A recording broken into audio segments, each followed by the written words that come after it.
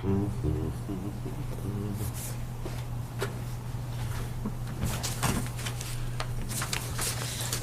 evening, Littleton. Welcome to the July 13th, 2026 Select Board meeting. This evening we will be starting in executive session, and then we will come back out of executive session at approximately 6:30. So I declare that the board enter executive session for two purposes. Could you please give the... Move the select board vote to enter into an executive session pursuant to Mass General Law, Chapter 30A, Section 21A1, to discuss the physical condition of a municipal employee, and move the select board vote to enter an executive session pursuant to Mass General Law, Chapter 30A, Section 21A2, to conduct contract negotiations with non-union personnel, specifically the police chief, to return into open session upon completion. Second. Moved by Mark, seconded by Kyle. Roll call vote. Kyle? Kyle, aye. Mark? Mark's and I. And Gary's and I as well. We will see you in approximately 40 to 45 minutes. Thank you.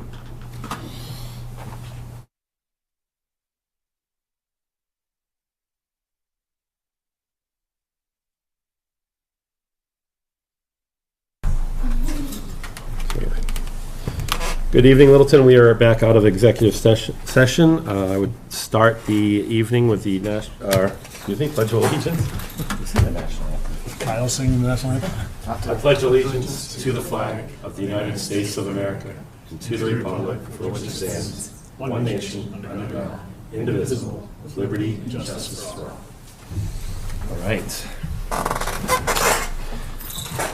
So this evening we will be having a joint meeting with Littleton Housing Authority to appoint a new member. We have some board updates, treasurer, human resources, town clerk, public works, conservation, sustainability committee. We'll be discussing a possible vote on the climate action plan. We will have public input, members updates, some other discussions. We'll discuss briefly the contract negotiations with the pending police chief. We'll talk about a vacancy in Board of Assessors and talk about some other appointments, and then we will do our minutes, and then we will adjourn. So hopefully we can catch up. I apologize for us running over on the executive session. So I guess we'll start with the reading of the mail. Sure. So above on the screen, current vacancies on town boards available for interested residents.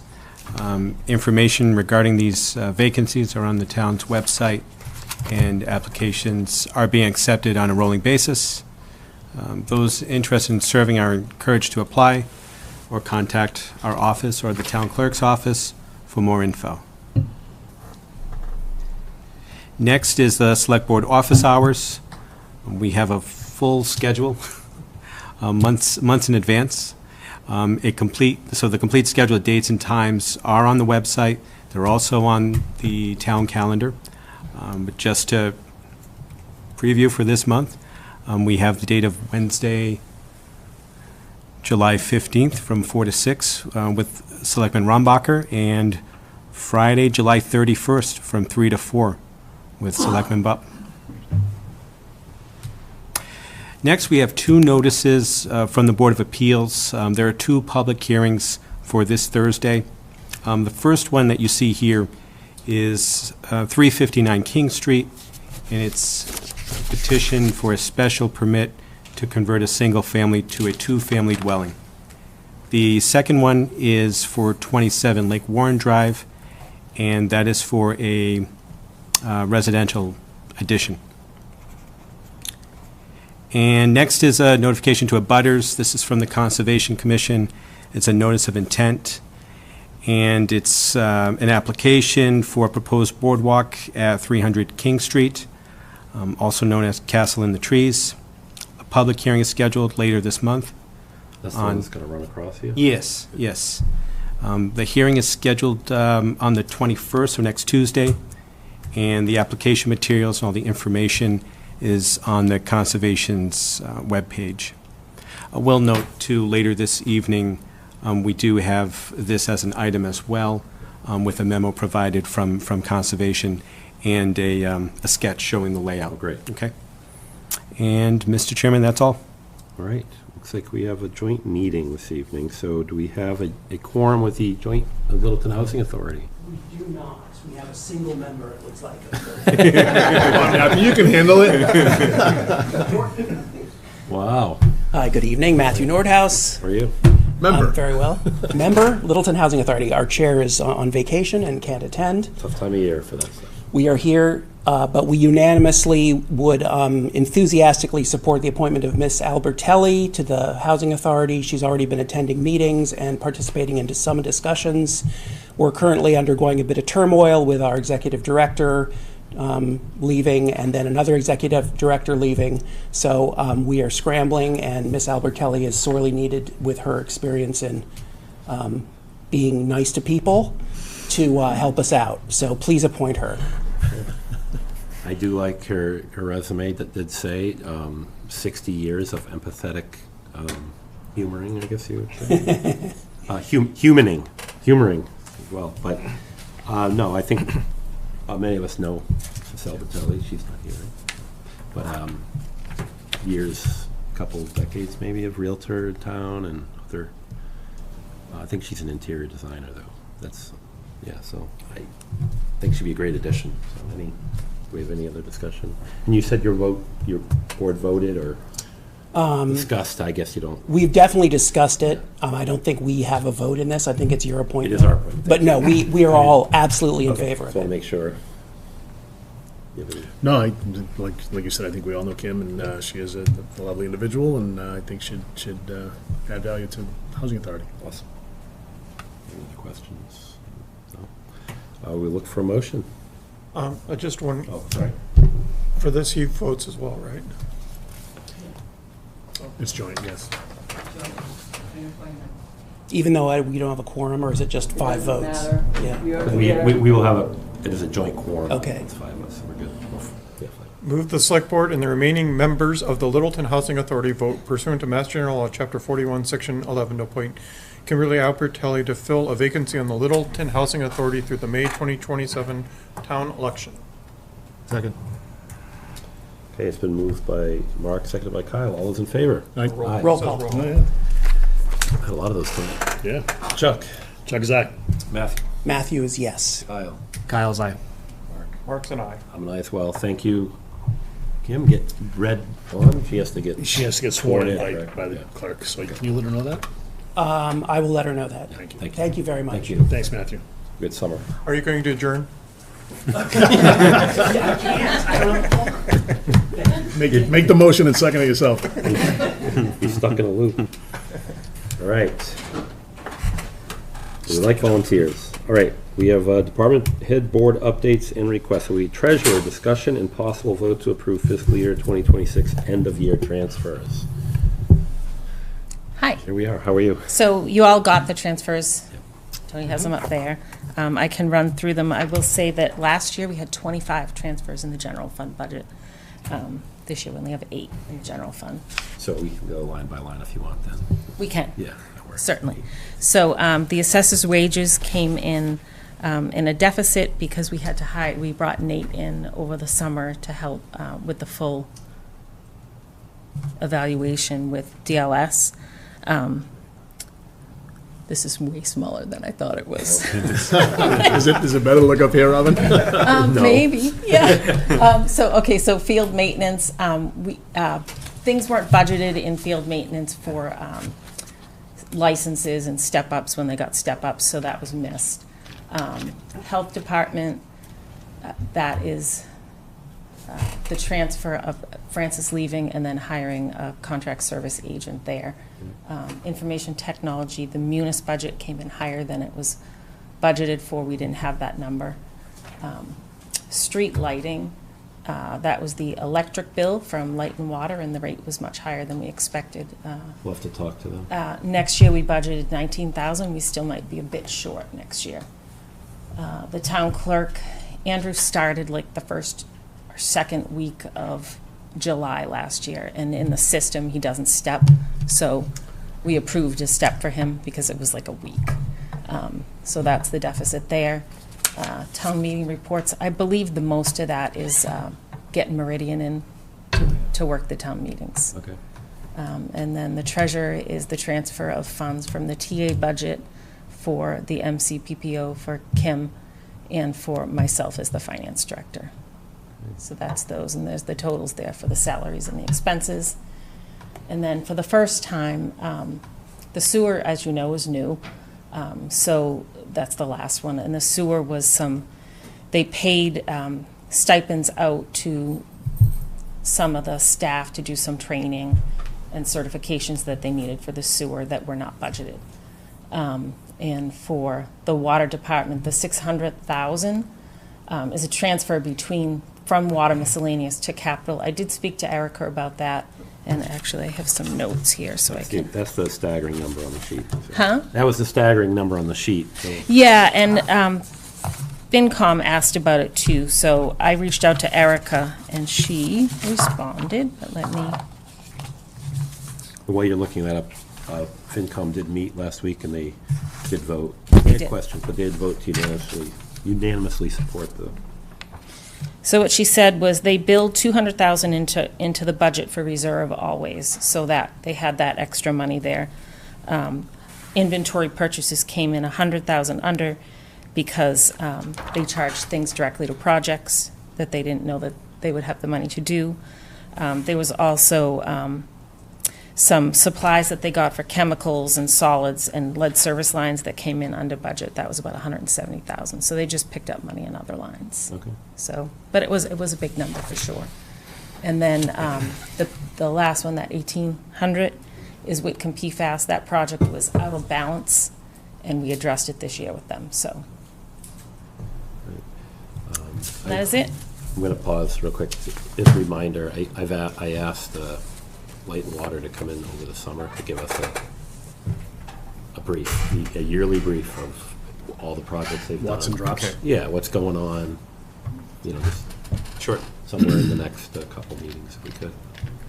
All right, go ahead. I was just going to say that on this report, it is quite small, even for us, but the last column with reasons for deficit is very helpful, I think, Yes. for us to kind of wrap our brains around. But if you have any questions, that helps us to Yeah, direct those questions. which Thank you saw them, so good. Yeah, it's great. Okay, That's good. it's a But the font is very small. yeah, Last year was 2.5 pages, I think, know. and they were yeah. pretty. No, yeah. it's great. You said go over the highlights last year. Yeah, we were like, Thanks, Rob. Any other questions? You guys good? I'm good.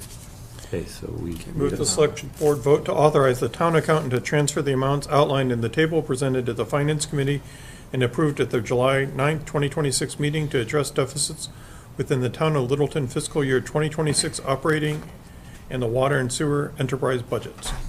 Second. Moved by Mark, seconded by Kyle. All those in favor? Aye. thank you. Thank you. Thanks, Rob. Thanks for coming out. All right. We're on to human resources discussion and possible vote to designate the position of elected school committee member as a special municipal employee position pursuant Mass General Law, Chapter 268 Alpha, Section 1N. All right, we are kind of briefed up on this. I think everybody's had a chance. No? Okay, sorry. Go That's ahead. okay. Good evening, Michelle Vibert, Human Resources Director. For those of you that don't know, we have a candidate who applied who is a current school committee member. They are elected, and under the law, since they have an elected position and they are working to get an appointed position, they basically need to file a disclosure form, which we already have filled out by the candidate, and it does go on file with the town clerk if they are appointed.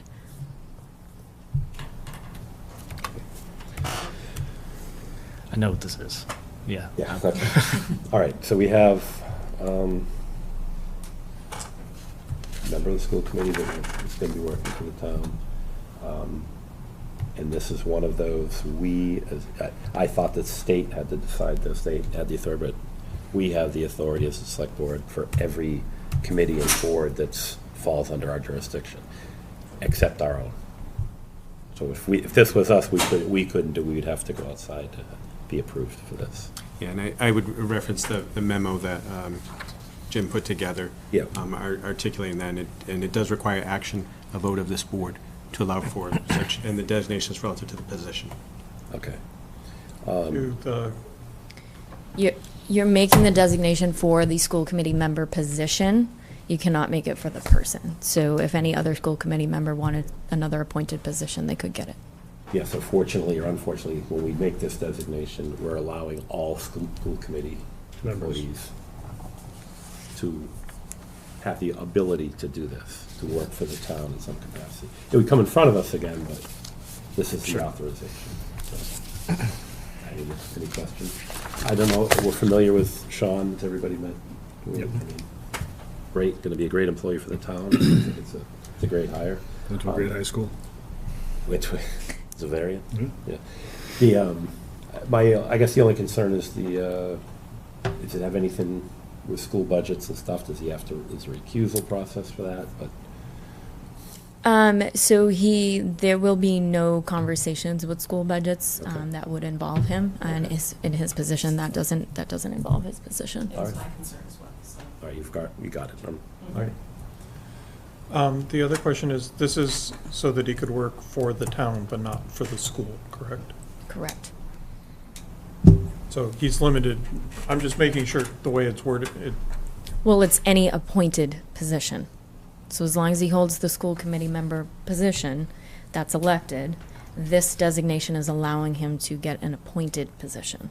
But he would still have to file another disclosure form if he wanted a school position with that other. There's more forms that would be needed if he was trying to do that, because then on top of it, is he keeping his current role that he is getting now? Well, it's beyond him, right, because it's any school committee member, right? So what I'm asking is, does this just say that any school committee member can work for the town if they file the disclosure? Or can a school committee member now work for the school as well if they file a disclosure? The town includes the town, school, light and water, Municipal employee. anything that is appointed. They're all municipal employees, so It all yes. falls under the town of Littleton. That would be a concern, but we're not gonna cross a bridge unless we have to, so it's not. Burn the bridges. And this is a forever designation. Like if, Reverse it. well, yeah, Yes, I mean, we'd have to, if we decided we didn't want this anymore, we revoke it and, Correct. correct. Yeah, or if he And there's a stops process. working for the town of Littleton, we can revoke it at that time. okay. 'Cause we probably want, well, anyone would have to file a separate claim. So this allows him to do it, but then there's another process where we still have to approve him for a specific job? Or, For this one, no.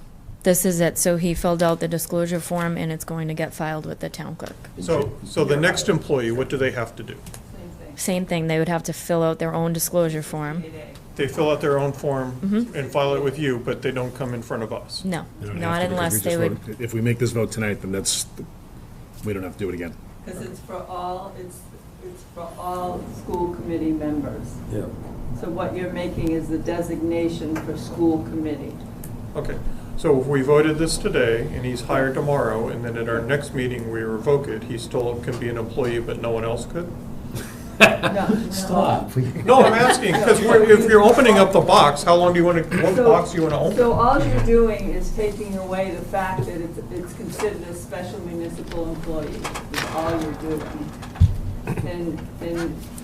And under a special municipal employee, it allows him to have that position, but it doesn't not allow him to have that position.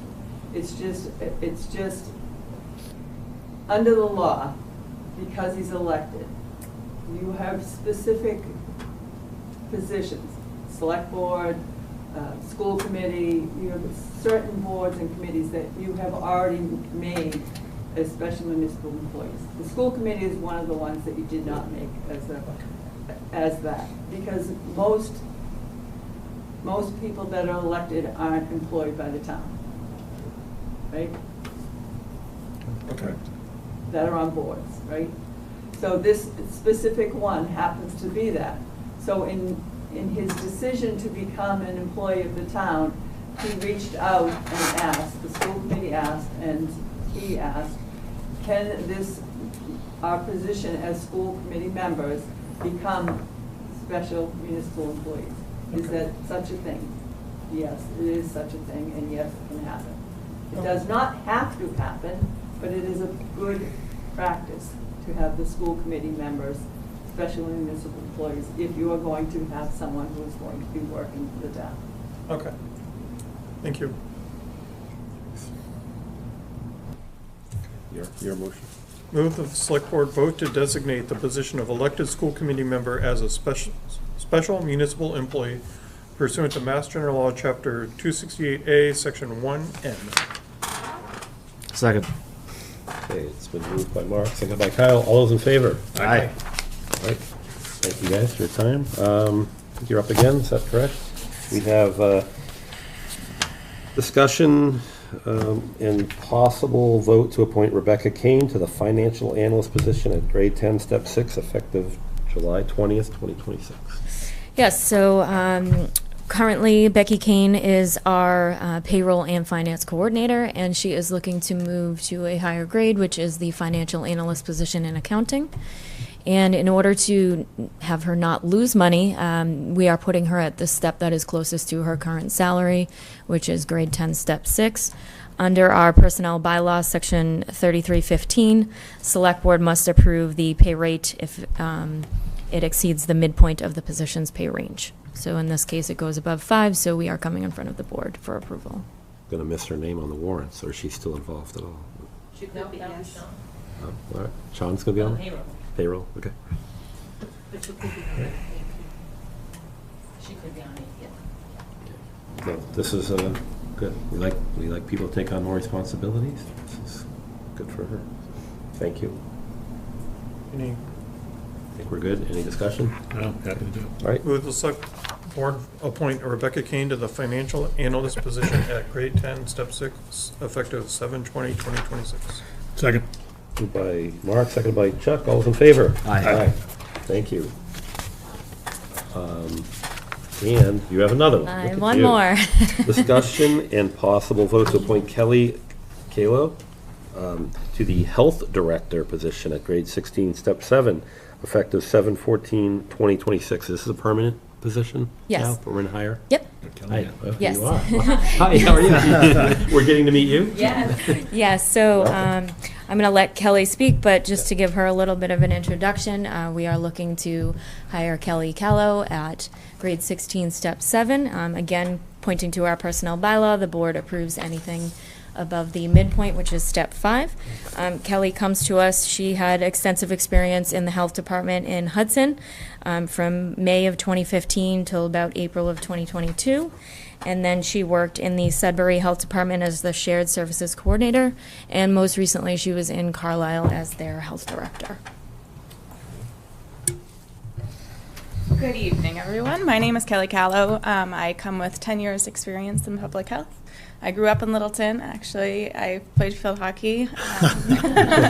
Hyatt. Yes.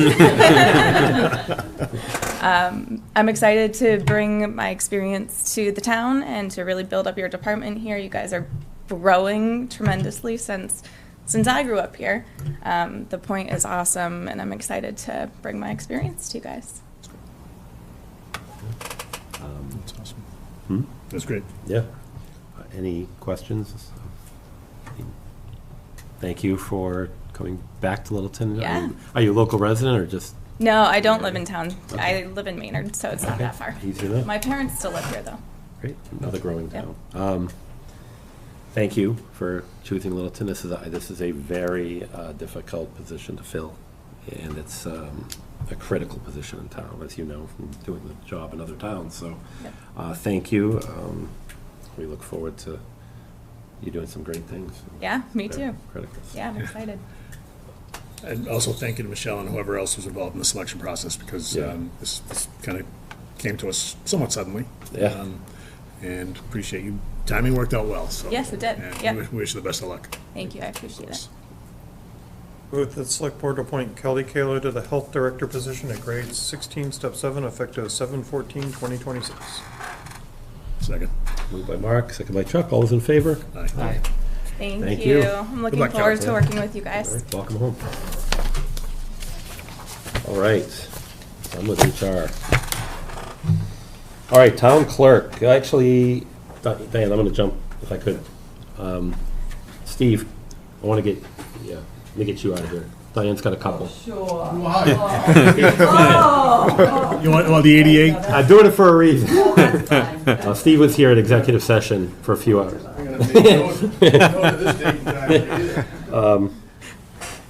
So this is discussion and possible vote to award a contract to Ty and Bond for landfill post-closure environmental monitoring and reporting services. Yes, thank you, Stephen Yonley, Director of Public Works. Our annual landfill monitoring contract, about that simple. It's a little bit less than it has been, just as we slowly come into compliance after being out of compliance for so long.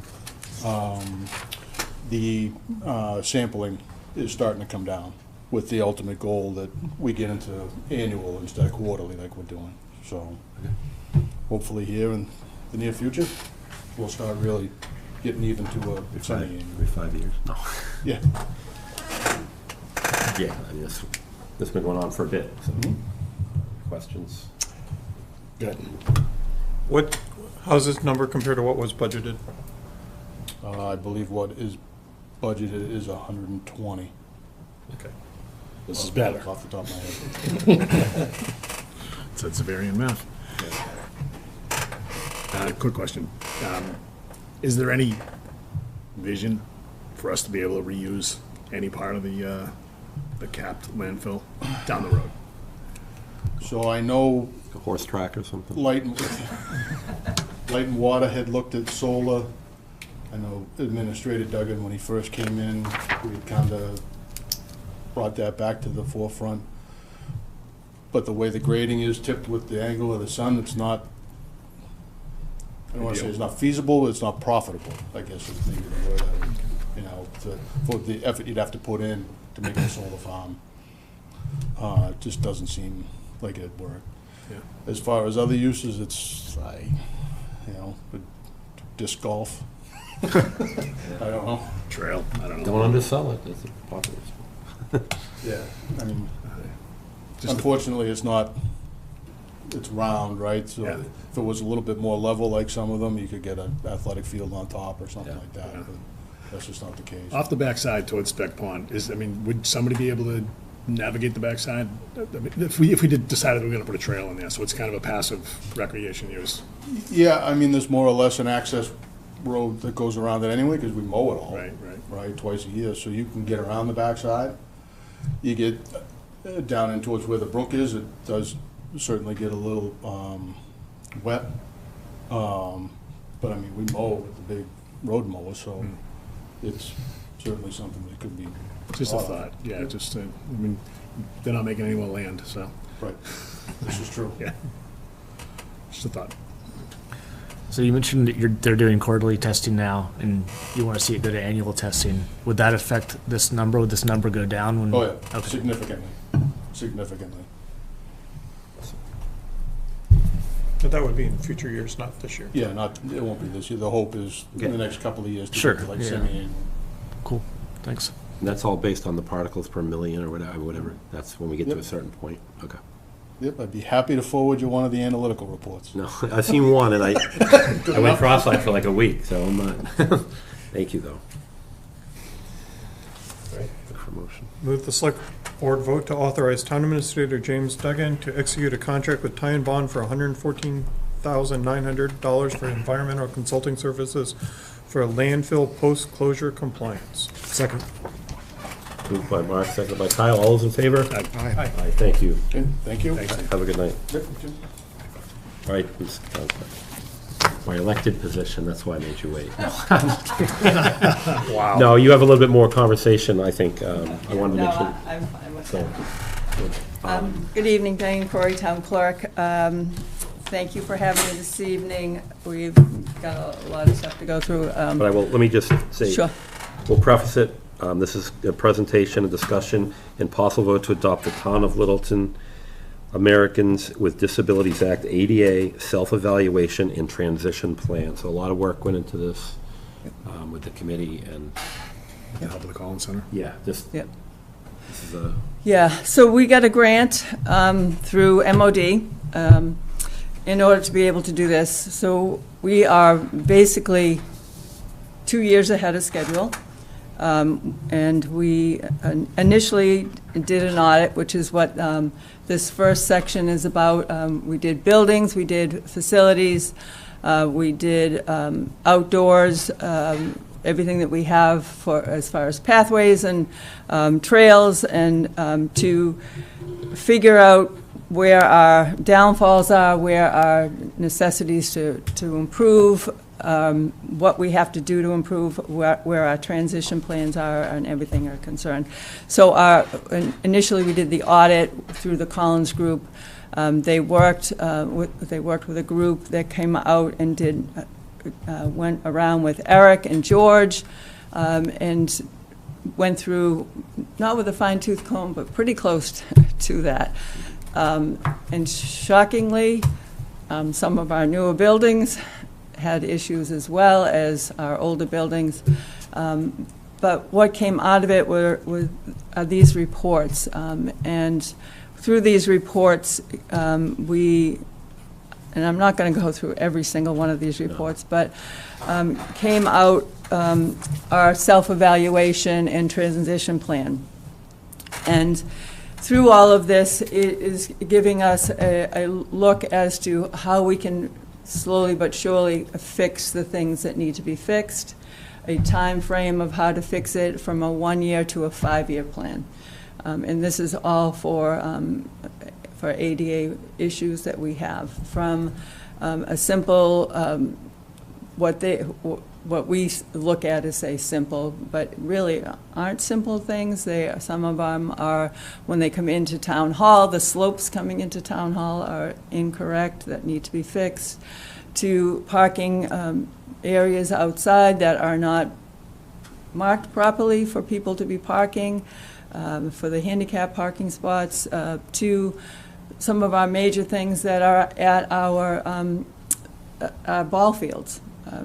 People can't get onto our ball fields, as well as our trails that don't have proper parking there, that you can't get to our trails. So this is what we have started with in the beginning of the year, and we completed by June 30th, which is what our goal was to get it done. And this is what we have before you. It's called a self-evaluation and transition plan, which I'm presenting to you this evening, and hopefully you've had an opportunity to read through some of it, and would like you to, if you have any questions and comments or concerns, that we can make those changes. I will bring it back to the Collins Group. We can make those changes and make a final determination as to what you believe we should do. You know, I know we've discussed it on Yep. The committee, but I think a lot of it was, you kind of expected, if you will. Yep.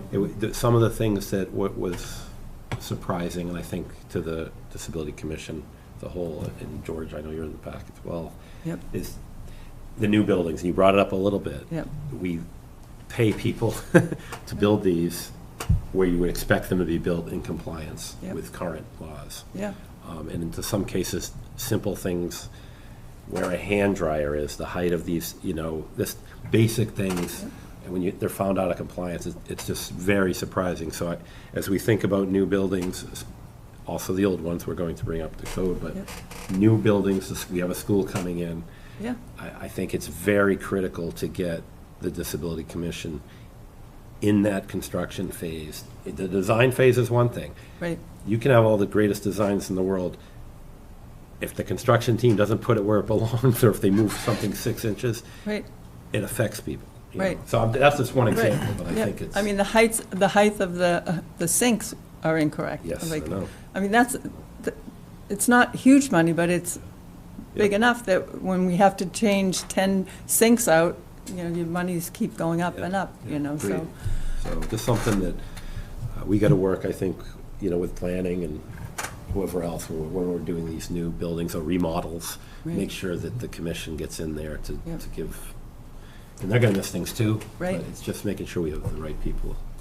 I was reading through some of them, and like I noticed, like, the library restrooms have said that the paper towel dispensers were in the wrong spots or whatever. Well, the paper towel dispensers were put in there because of an ADA issue. So I don't they weren't in the original design. They were added because Yeah. of other issues, so Right. these things all compound on each other. I did have a question, like, you didn't do all of you did 2 of the schools, but not Russell Street School or Shaker Lane School? Yeah, so they, sometimes they tried to get into the school, and the school, either wasn't open or they couldn't get in for one reason or another, so, so. Is there a plan to do the, So they will come back and they will, fill out, finish out, the schools and make recommendations and stuff for the other schools, but yeah. And plus, they knew that Shaker Lane was going to. Shaker Lane's less important to do? Right. Not that it's less important, but it's just knowing that we're getting a new one, that why make the recommendations if they know that they're going to get a new school, so. Or effort into the new one. It's quite a bit. So anything that sticks out, I think this is kind of like the starting point. I'm glad we could get this done. I think we tried to get it a year ago, I believe. So I think this is a good groundwork. I don't want it just to get lost. I think Right. it needs to become a document that we either post, we have it up online, we also have it posted somewhere in the building, just so that it reminds people of the work that we're going to continue to do when we're talking about ball fields or redoing trails, to really bring this document forward and say, okay, we're putting boardwalks in, which Littleton loves to do, and they're fantastic, but Right. okay, let's see exactly what's needed and what Right. those boardwalks have to look like and exactly how they need to be designed if we want to meet this need of this population, so, Right. which we do, so. Yep. Okay. so we should figure out, like, somehow you need to take all of the asks for the, and move them into the capital budget, right? Over a period of time, right? So that they don't get lost. Because no one's gonna ask for Well- these things in their budget per se. So one of the things that Jim and I had talked about is that the Disabilities Commission will be kind of taking on the forefront of some of these projects and be looking at how do we prioritize. I mean, yes, they laid out, here's your 1 year time frame that you should be doing, 2 year, 3 year, 5 year. So when the Disabilities Commission meets on Friday, we're also going to be taking a closer look at everything that we've been given in this plan. And in doing so, we'll prioritize what we believe are important projects going forward, as well as not just what's in here, but what has been brought forward as far as like with conservation and some of the walkways at the Long Lake and things like that have been coming forward, and people have been talking about making changes, and so all those kinds of things have been brought forward, and the numbers are like astronomical on some of those things. And every year, MOD allows us to ask for up to $250,000 for projects for the town. And you can ask for 1, 2, or 3 projects. One of the good things about that is if you look at some of the smaller projects and you look at the town and say, the town, you want $250,000 from the town and get the match from the state, now you have $500,000 that you can make corrections and make these trails better and make all these corrections. And the state will say, well, the town's given $250,000, they'll be more likely to give $250,000. So it's a partnership between MOD and the town. But if the town's not willing to give any money, the state might be not as willing to dish out money. So those are the kinds of things that the disabilities has to look at when we do our next round of requests in next May. So I did put in for changes up at the Common. I did ask for a grant for $70,000 for the crosswalks at up at the Common, not the crosswalk, the walkways, Accessible. the accessibility, because who would know that that simple walk is over 5 degrees? Like, you wouldn't realize it until Collins Group went out and looked at it and said it's too much for people to be walking across. So that's already been put through, and we're hoping that we get that. So that project, which is already in here, has already been looked at and has been applied for. So we've already started making those requests. Has this report been shown to the departments or the affected, like highway or Park and Rec or the library, so that they know these things and whether they're I'm in talks with Parks and Rec. They couldn't get me on the agenda for tomorrow night because they're so busy. But I did talk to Peter Church, and so he's going to get me on the next agenda. And then, I've been talking with Tim Pearson with Conservation, and we're kind of talking, he and I are talking offline, trying to get things moving as far as that is concerned, because some of the things that he's looking at, he didn't even realize that grades were so important. And so he's already changing what he's looking at doing because of the grades, and because you don't want to go out and do something and then realize that you're doing it wrong, and everything has to be changed. So trying to bring in Disabilities Commission so that he realizes what he's doing is going to fall into place.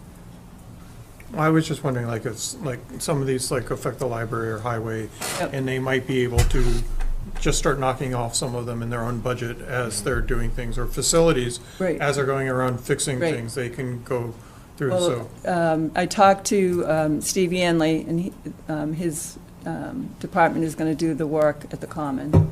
So they gave me numbers as far as, You were talking about Eric even. Yeah. having some- I mean, yeah. yeah.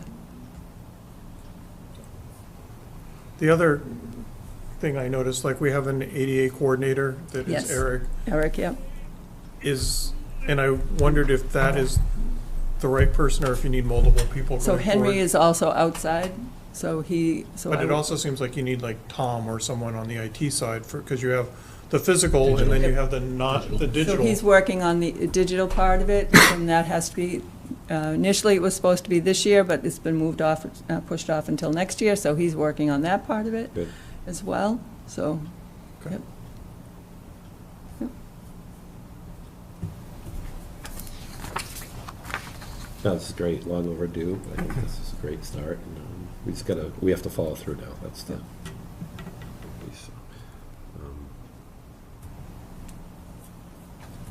So after we adopt it, it'll be posted on the website, after we approve it? So if you don't have any changes, if you don't have any suggestions, if you Additions. don't, if you have some additions, then, those will be made, and I'll send it back to the Collins Group, they'll make the changes, and then we will put it up on the website. I'm going to take a question from Mr. Sanderson. He's on the Disability Commission as well. Hey, George Sanders, 682 Great Road. Mr. Chairman, based on Shaker Lane School, it's in the process of being built. The contractor is doing it is the same contractor that built the library in the center. If so, we need to make sure that they get someone in there that knows ADA. Because there's no sense in us spending all this money and having something put in wrong, because now we're talking about elementary school kids which got a certain height here versus adults that goes into the library or into the senior center here.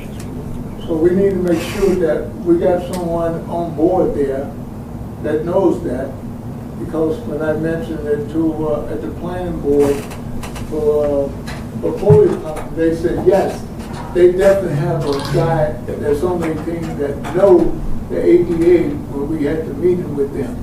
So I just want to make sure that we don't repeat the same type of stuff that's going on, that we're spending, 40 grand to be told that this is wrong, that's wrong, and we just spent millions for people to fix it. Thank you. It's not the same contractor, George, but. Thank God for that.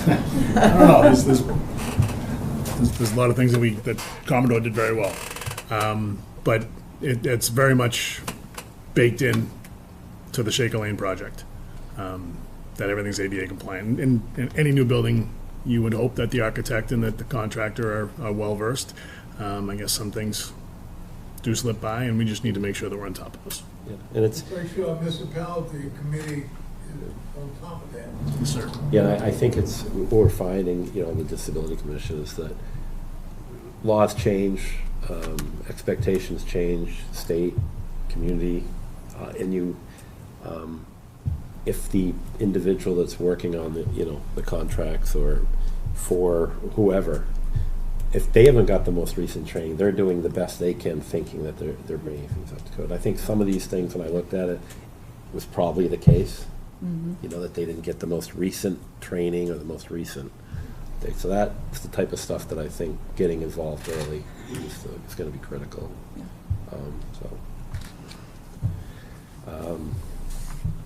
It's pretty comprehensive. It is, yeah, but it's definitely a good start too. So, eye-opening. So. Anything else? All right, so we were going to do a motion, but you wanted to make sure that we do see the addition of this Collins Center come back in, make sure we're hitting all the all the buildings, why, you know, be comprehensive, so we see some of the other, the building that wasn't done, obviously. Before we adopt it. Yeah. Okay.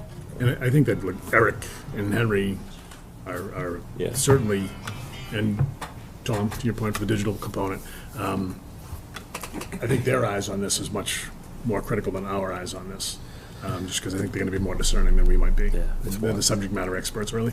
So And if they're in every if building. they don't have anything to add, then Yeah. if they're comfortable with it, I would say that I'm comfortable with Okay. it. Sounds good. Right? Do we have a motion? I just skipped over it. To adopt it, we're not going to do it now, we're going to wait. Just going to push it out. I'm fine either way. If you want others to review it and then adopt it, I think that's fine. Yeah.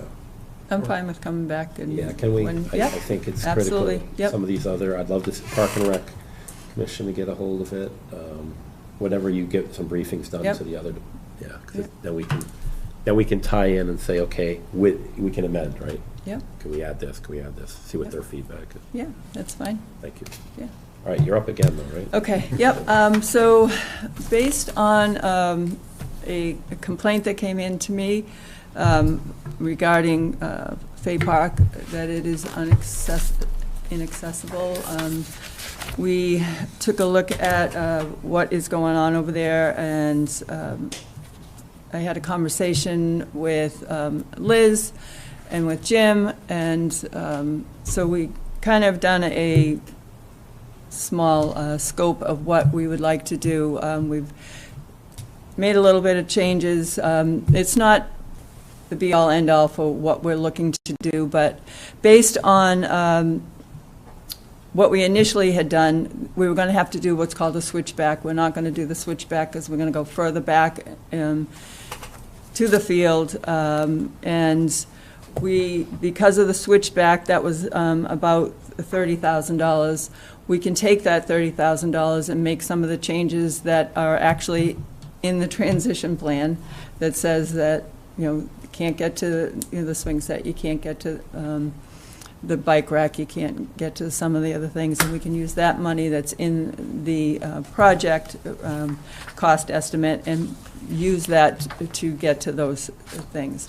So what we would like to be able to do is have the full length of, in the back, length of the Fay Park to the gazebo, around the gazebo in the front, around the gazebo in the back, and all the way to the opposite side.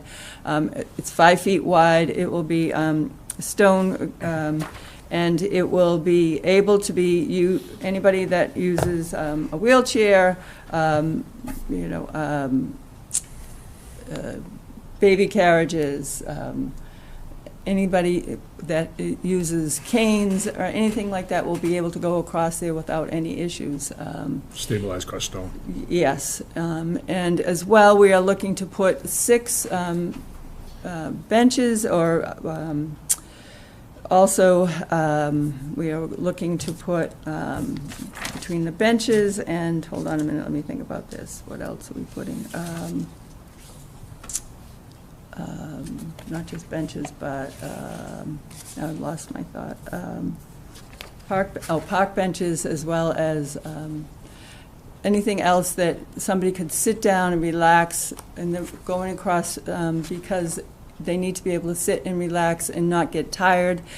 And because the levels are so, are not even, this will give them a chance to stop and relax and not have to go up and down. And we won't have to dig so much going across. So this is the area where, as you're looking from the street going across, there'll be 3 on the first side and 3 on the opposite side. So it's going to go all the way across. So as well, where the gazebo is, it'll come out and around in the front. And in the back, where there is a ramp, we're going to have to change that ramp a little bit because it is extremely steep. So it'll also go to the back. So that's where we were looking to do it, and it's because of an ADA complaint. Okay. And we can't, I know that Parks and Rec had put in a capital plan. That's, I was about to ask, but, is this part of the comprehensive plan? Has it been talked? So here's, in talking with Robin, that basic plan has been pushed out to either 2029 or 2030. So we can't push off a complaint that far out. So this isn't a mandate, this is, we're getting ahead of, we're reacting to a complaint and Yep. making good. Making good on a complaint, yep. Yep. All right. I'm just thinking there's so many other properties in town that have the same. Well, I mean, if you have, that's the problem, is when you have a complaint, you have to address the Yep. complaint. And, yeah, we do have other places that probably could use the work or could use upgrading, but when you have a complaint, you have to address it. I have talked to Carolyn about CPC funds, and that's what we're going to be looking to do funding. I think the Park and Rec plan, I mean, I know that plan can change, but there was a few of the commissioners, but we, a lot of it might be able to tie in with this. I don't know if it changes some of the Yep. ideas that we're going with the parking. Yep. You know, just the kind of the overhaul of Fay Park. So one of the things that we would be having to do is behind the fire station, there is plenty of parking Yeah. for handicap. We can add some handicap parking back there, which I haven't had a chance to talk to Steele yet, but we will have to add 3 or 4 parking spots back there for handicap. And based on the report, it says that there is parking and it's fine, and it does not, the suggestion is 2 parking spots, but if we can come up to 3 or 4, that would be better. And the walk going across is fine. The slope out front is way too much, and that's what most people look at, and that's why we're moving it further back. So the grading would drop from $25,000 down to 0, basically.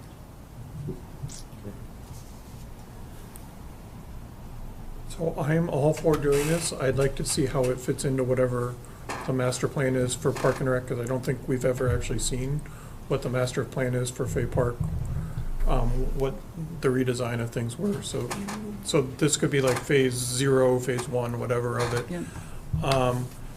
I also think whatever the design is, you need to run it, it should be vetted with the school, because they use Fay Park for cross-country, so that, make sure that, you know, they're aware of it and they can work, I'm sure they can work around most of whatever you have, but Yep. if there's any suggestions or changes that they would ask, you know, that would be a good thing to get before we put in benches that are right in the middle of their cross-country circuit. Becomes a steeplechase. Yeah, they don't need hurdles.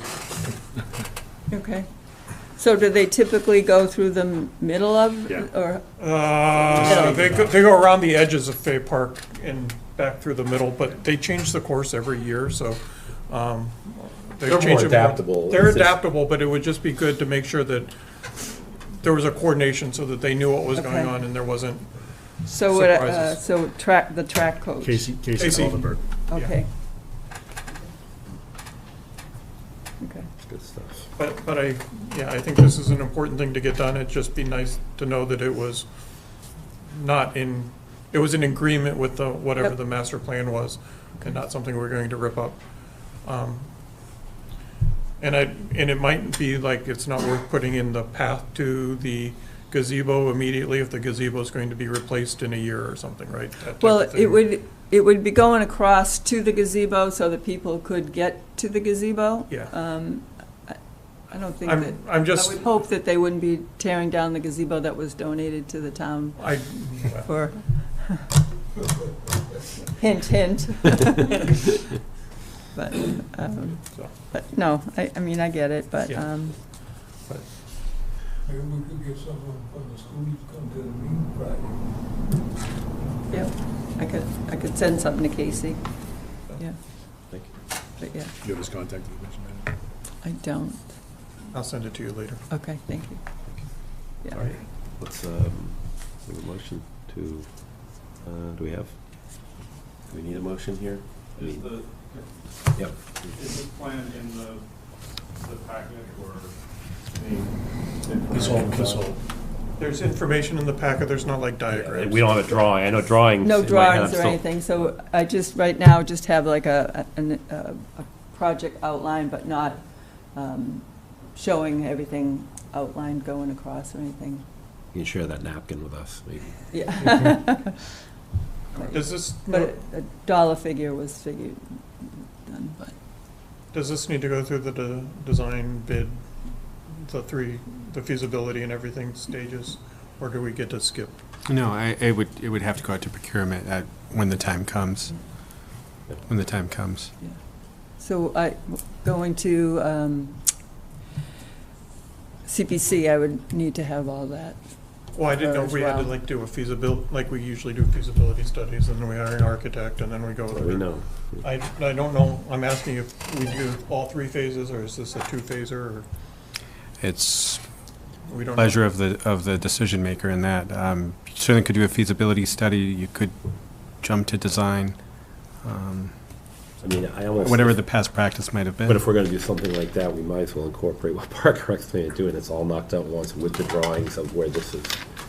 And this, that, I don't know, maybe that's just too much, but we've got to address the issue at hand, I Yeah. realize that. I think we're compliant if we are making progress towards a solution. Yeah. From reacting to a No, complaint. yeah. How long do we have to, as long as we say we're making progress, we don't have to be compliant for a while? No. No, I mean, yeah.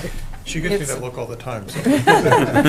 It's reasonable accommodations, and you really, I mean, you can't be looking, I mean, they're looking 4 years down the road. You can't wait 4 years No, down the I know, road. that's- You really need to be, I would like to have this, to be honest with you, approved for the special town meeting.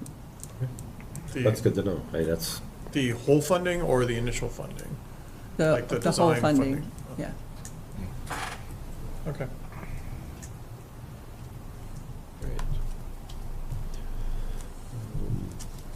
Okay. No, I think big. But anyways, well, we'll look for a warrant article for special. yeah, Well, it would be a CPC article. yeah. Yeah, but it'll be part of that. Okay. All right. Thank you. Thank you very much. Have a nice night. No, great stuff. Thanks.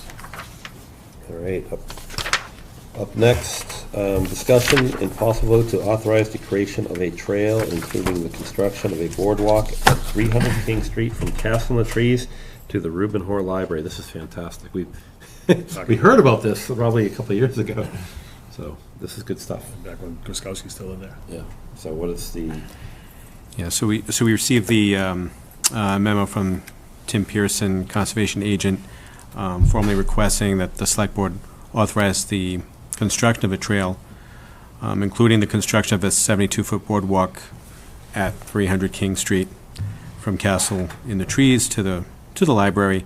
You'll see visually the area in red is the access easement carry along from Hager Homestead along the back there.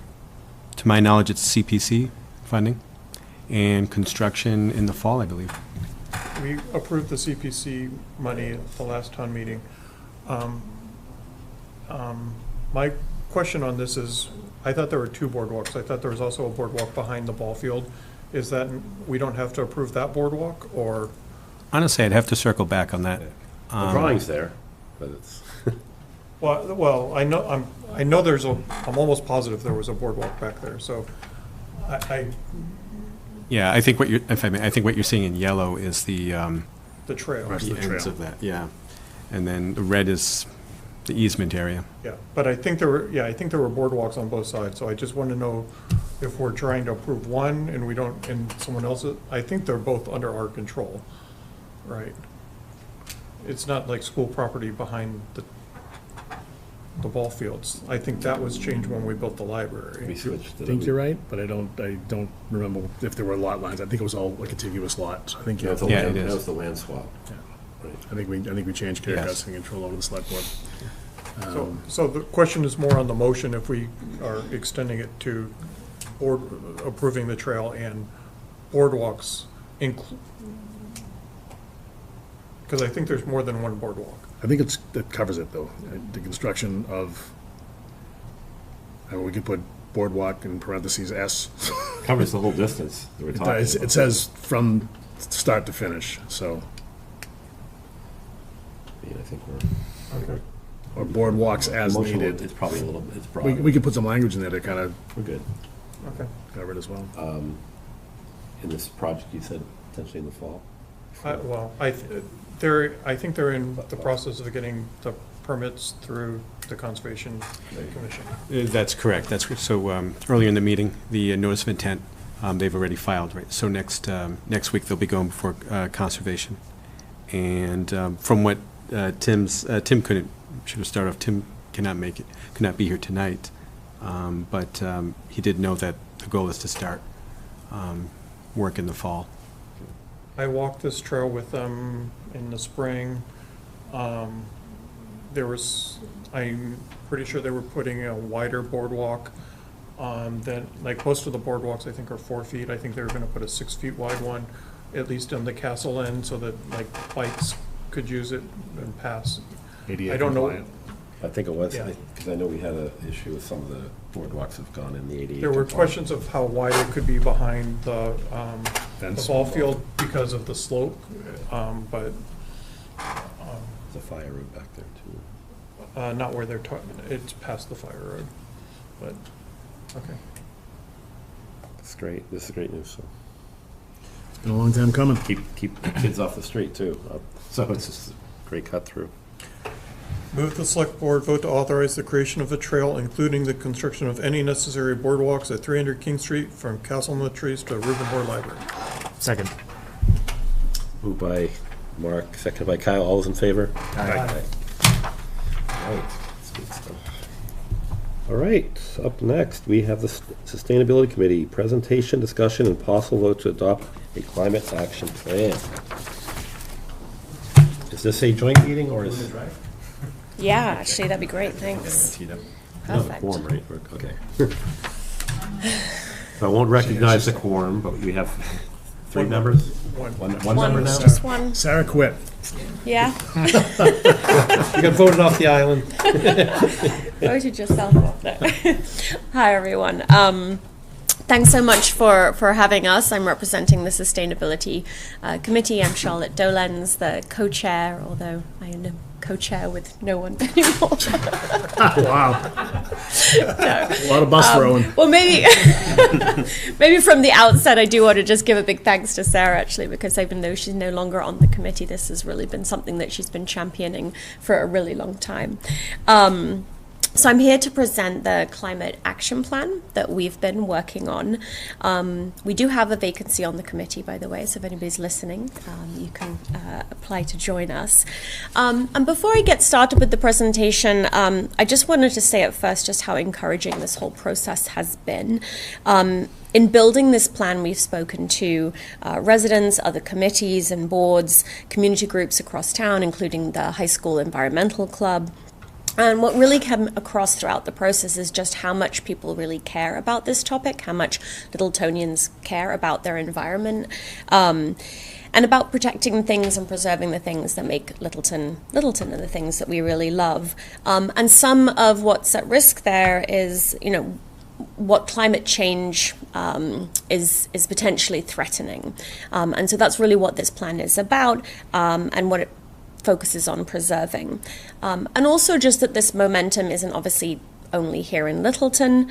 The Mass Ready Act, which is moving through the Massachusetts legislature right now. Our state senator has been a very vocal advocate of climate initiatives and climate action in the broader community. So I would urge you also to look at Littleton's climate action plan in the context of a kind of broader, growing momentum for climate action. So what we're going to do today is just talk through the climate action plan itself and cover some next steps. But with me this evening, I also have Jenny Raitt, who is the Executive Director of the Northern Middlesex Council of Governments, NMCOG. So before we jump into the plan, Jenny, do you want to introduce yourself and just say a few words? Yes. So thank you, Charlotte, and thank you to all of you for receiving this evening. I'm Jennifer Raitt. I'm the Executive Director of Northern Middlesex Council of Governments. We're the regional planning agency based in Lowell. Littleton is not a member of NMCOG. You are a member of the Metropolitan Area Planning Council, and you'll learn a little bit about this later in this presentation, we were working with 4 communities on various energy projects, clean energy specifically, through a grant that was funded specifically given to the town of Pepperell, which is one of our member communities.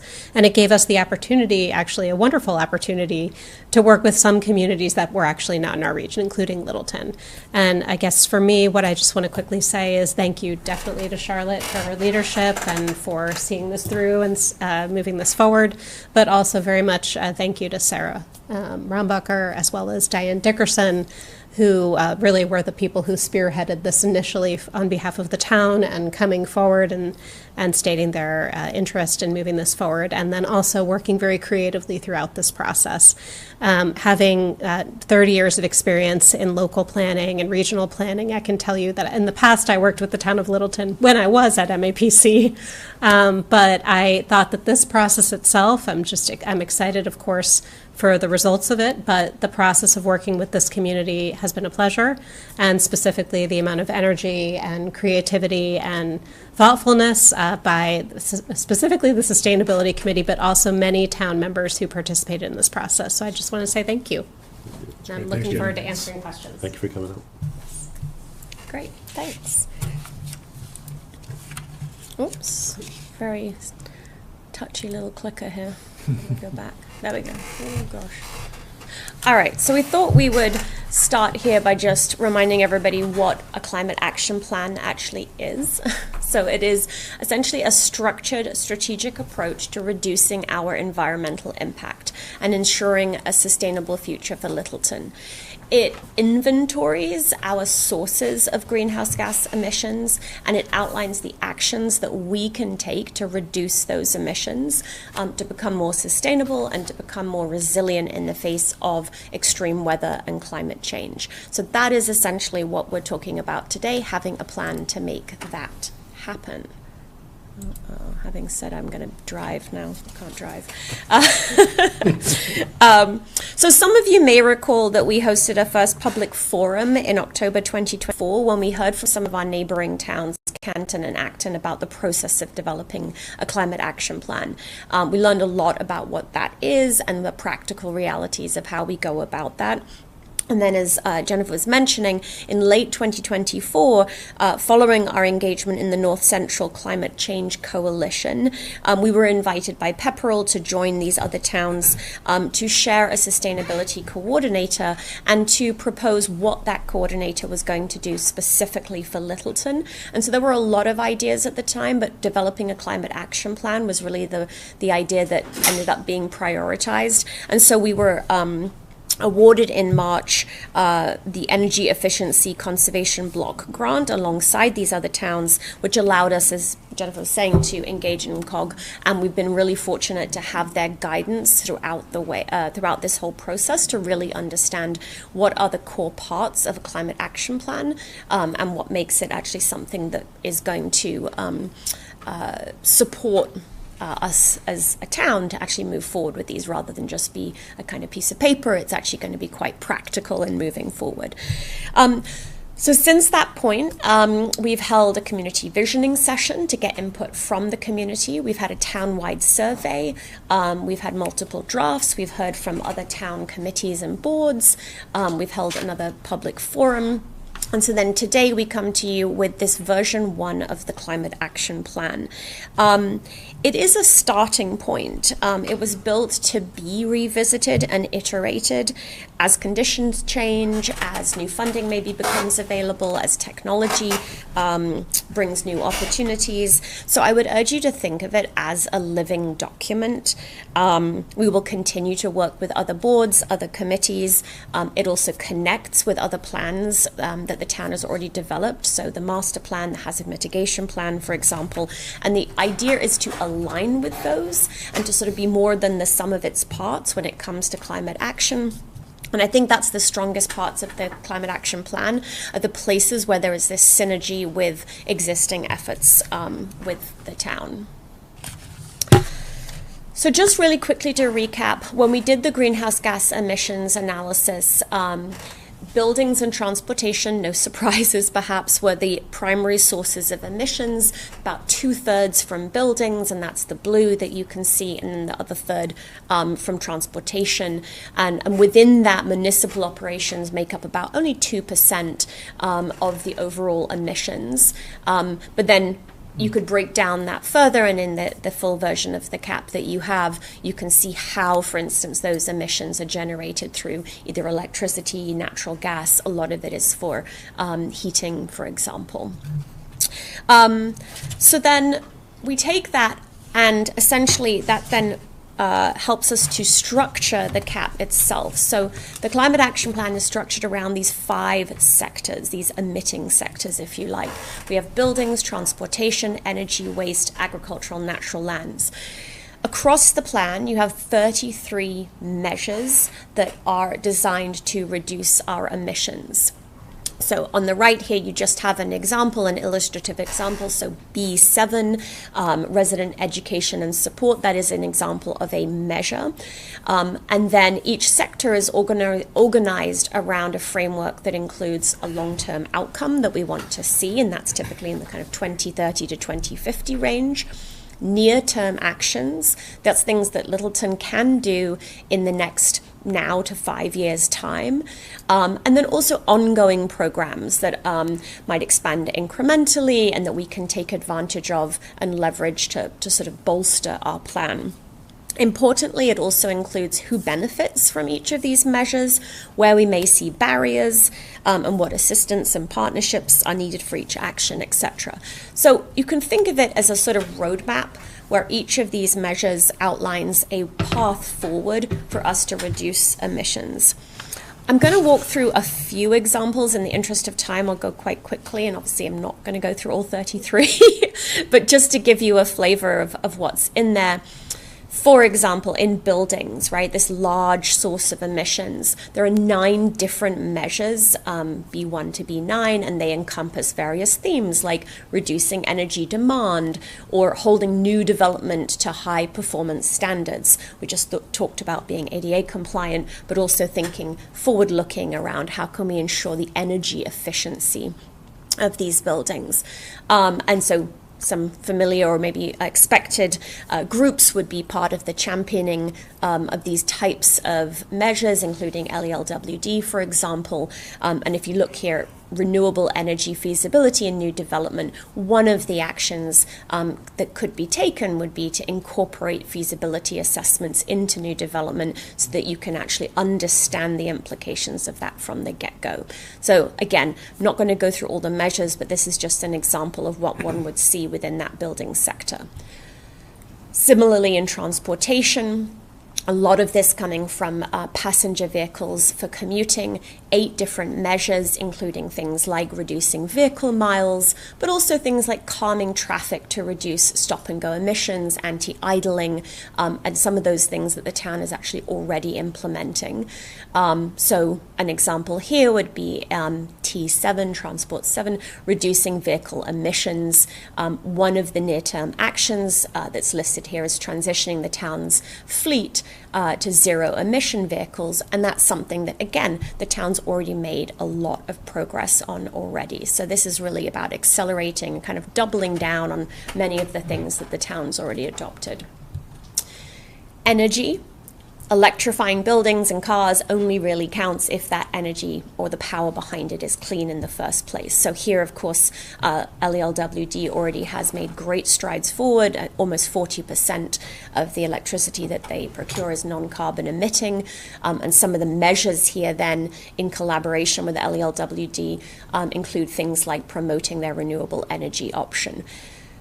It's tiny up there, but maybe you can see this is a nice example of where there's that alignment with the existing plan. So within the hazard mitigation plan, you already have a goal which is to integrate energy efficiency and resilience into municipal facility planning. So it kind of echoes what's already in some of those plans.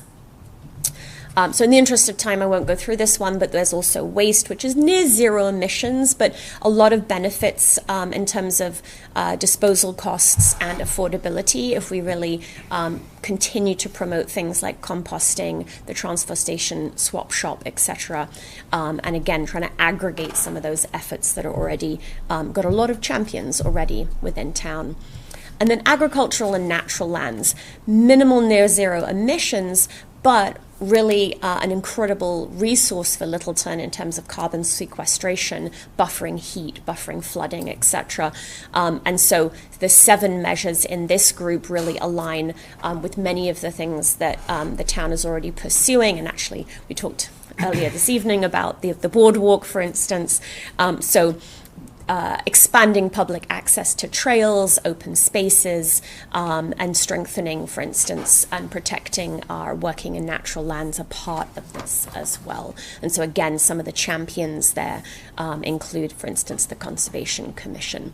And where the champions and the support groups are listed, it's intended to be where it aligns with their existing stated goals and their existing mandates. So, as I mentioned, Littleton has already made progress towards reducing greenhouse gas emissions, and the CAP is really here to try to accelerate that progress and to ensure that there's a kind of concerted town-wide effort that we can actually be more than the sum of our parts when it comes to climate action. And in addition to being a green community since 2015, we have an active sustainability committee. We declared a climate emergency at the fall town meeting. And approving the climate action plan would signal Littleton's further commitment to taking action, right? The A in climate action plan, action, and decarbonizing. And having the plan is a milestone in and of itself. It's certainly not the end, but it really is an important step for us to be able to take those actions, and also builds on the growing progress that Littleton has made, especially towards even being a climate leader community. Climate leaders is like the next level up after green communities. About 35 communities have achieved that status. That is something we could talk about pursuing for Littleton if there's interest. It would include additional steps such as, for instance, adopting the specialized stretch energy code, but that's just something to think about going forward. So finally here, next steps. Well, this evening, the Sustainability Committee is requesting that you consider formal adoption of Littleton's Climate Action Plan, at least this version 1, and that we commit to, as a Sustainability Committee, to reviewing the CAP annually and updating it based on input from the Select Board, from Town Hall, from boards, committees, residents, and keeping it a vibrant and living document. that we will keep the community informed through regular communication and outreach, and that we will work with other towns and boards, town boards and committees on these CAP goals that we jointly share together.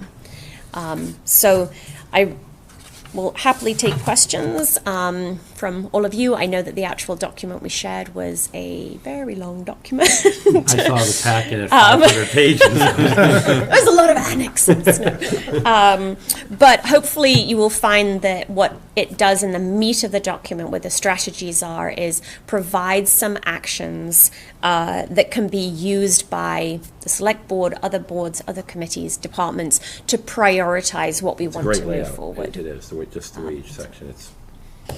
But yeah, I'll guys, pause thank there. Thank you very much for listening, and yeah, happy to take any questions. So LELWD's all over this. So they... Was there a presentation to them? I know you had to extract an enormous amount of information from them to get some of this. Yep, so they had an opportunity to review the full document, and they were actually fantastic. They gave us a whole slew of comments, and so really helped us to also understand the nuances, specifically for Littleton. There are, pieces of the plan that are really, could be quite different depending on if you are National Grid versus like what we have in Littleton. So yeah, that was very helpful. And then also Connor Reardon, the sustainability manager, has been very actively engaged with the committee throughout, yeah. I was just, I walked the police station with our potentially new chief this morning, actually, and he had talked about some of the ideas that he had related to, you bring up the canopies, the solar canopies and things like that. It's a pretty good sized property they have there to be able to utilize and park underneath. It's one way to keep the vehicles from having to bring them in the garage every storm, but it also helps. So I was just wondering, there used to be an enormous amount of money available, grants and things like that. Is it dried up, statewide? Are you seeing federal, state? Is it cyclical with administrations? Yes and no. I think and maybe you can add to this, but I think it's become a little more complex to navigate. But in terms of state opportunities, I think we still have access to that. It's one thing we might want to think about in terms of competitiveness. So there are resources out there, but again, certain grants are only accessible if you're already demonstrating that you really are moving towards that kind of climate leader designation. Even as a green community, right, we have access to certain funding that we wouldn't otherwise have, yeah. And there is a lot more competition, because we used to get a lot of green community grants, and you mentioned Diane Dickerson, and I know Keith Bergman, when he was the town administrator, was very, very active in getting us those, and remember Keith. And more and more communities opened their eyes and said, wait a minute, we can get money for this? Yeah. So we're getting less and less, so there is a lot of competition to it, but we can certainly keep looking, and there's always new opportunities. Sorry, Jen. Yeah, I will just say that the Department of Energy Resources, through the Executive Office of Energy and Environmental Affairs, has a lot of different opportunities for both energy audits of buildings to, kind of the looking at municipal operations, to fleet electrification, to the green buildings, sort of green communities, typical building upgrade kind of projects that you might typically apply for annually. And they come in 2 different rounds. So there's a spring round and a fall round. And I would say that Littleton is actually very well positioned to access those funds. I know that you have a history and a record of capturing some of those dollars, but you also, for the purposes of the CAP, you might also pursue those other types of funding sources to help you with the planning initiatives a little bit more. And then I'll just add that MAPC, I know, is your primary technical assistance provider, and they can help with some of this work as well, whether it's energy efficiency work or other additional planning efforts. Thanks, Jen. Yeah. Thanks. I've just a side of a visual, or when I went down to DC for the 250th celebration, and I've been down there in a couple of years. I used to go down all the time, and I noticed that their fleet it's tripled in regards to scooters and electric bikes. They have a massive program where it's just easier to get around the city. so it reduces taxis, Ubers, people. We use them almost exclusively just to travel around wherever you want it to go, and you just park it, drop it off, and the next person grabs it. Probably not a big thing for smaller communities yet, but I didn't know if that was anything that we're seeing more of in some of the large communities, or if it's something that would ever make sense to move. It's all over the Cape. Is it? Oh, yeah, P-Town, Yeah, Falmouth. touristy Yeah, area. I was just wondering if absolutely. something like that would ever, I mean, small footprint as far as people that have to commute in town to get to work and things like that, but, I mean, it is, if you've seen anything. Boston, Cambridge, Watertown, they're all They're all using it? more densely populated areas for sure, Yeah. yeah, a lot. I don't know, So just what, something like yeah, I think the Bicycle and Pedestrian Advisory Committee had some really great ideas generally about just how we can promote pedestrian movement and bicycle. And one of the things that it kept coming back to is the safety of people being able to move through that, in that method. So whether it's a rentable e-bike or whether it's someone's, personal bike, or whether you're walking the dog, having the infrastructure in town that actually allows people to either walk on a safe sidewalk or have a bike lane, like that, the kind of the conversations kept on centering there. And that's also, as we mentioned in the presentation, calming measures, ensuring that the kind of traffic is circulating in such a way to also encourage people to say, like, yeah, I'll hop on a bike, right, and feel comfortable doing that, yeah. Having like a pet and e-bike event might be a good idea. I know Acton did the pet and EV thing last year, right? Yeah, and there's a lot in here about community outreach and education. Harvard recently had an open house, for instance, where they had invited people to come and see how homes that had, for instance, installed heat pumps or geothermal or had EV charging, and just ways in which we can encourage the community to learn about like what these things are and how one might install them and what kind of rebates could be available. A lot of people are making choices about their home energy or vehicles and don't necessarily always have the information at hand. So part of this is also about just raising awareness about the options that are available. And those are the two biggest contributors. Buildings and, yeah. Transportation. Yeah, and transport, yeah. Okay, and I know this is. Unless we get a data center. Working on the policy. Sorry. I know that the new buildings, before it wasn't even part of the discussion, and I know the library kind of kicked it off with solar and worked to get it into the senior center as well, and now there's a lot of discussion of Shaker Lane School, how it can be integrated or at least ready for that. So I know that part of the planning phase has already started, so that at least the thought process there, and I know it has a lot to do with members that have been heavily involved in pushing this forward, but I didn't see like the data points that get us to the next level. Was that in here? Or it's a huge document. Like, what's that? You mean to be a climate leader community? What is that trigger? Because I don't, that, like you said, maybe not directly, but it does give you probably more access to different things, right? It does.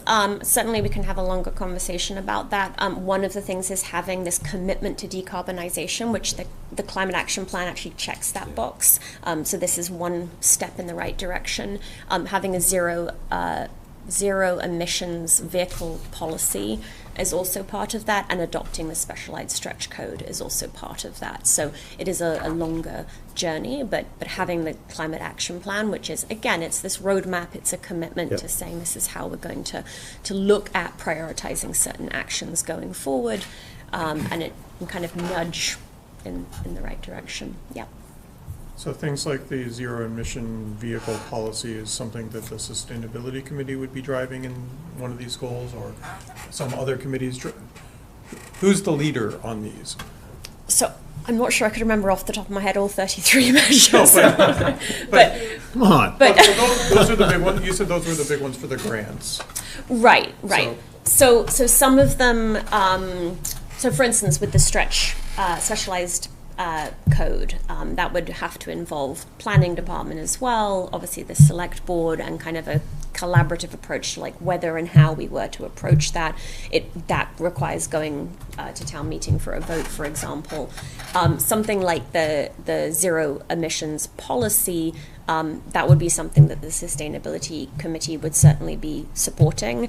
I think we'd want to, again, get the right people together to say, within each of these measures, what exactly is going to be the next steps. So at our next meeting, we're actually looking at creating our roadmap for saying, out of these 33 measures, which ones are we going to be focusing on driving forward over the next 6 months? And then again, we'll look at it on an annual basis. And for the ones that just say that we're championing, you guys will be the ones that are coming to us every couple meetings and saying, hey, what have you done for, right? Because we're not very good at following through on things that people aren't in our face on. So we can definitely commit to that. And then also what we do hope is to sort of, if there are these this kind of nice Venn diagram, right, where there's a priority that you want to champion as a select board and a sustainability committee, or if it's the conservation committee, and just making sure that those are voiced priorities as well, and then we can hold each other accountable too.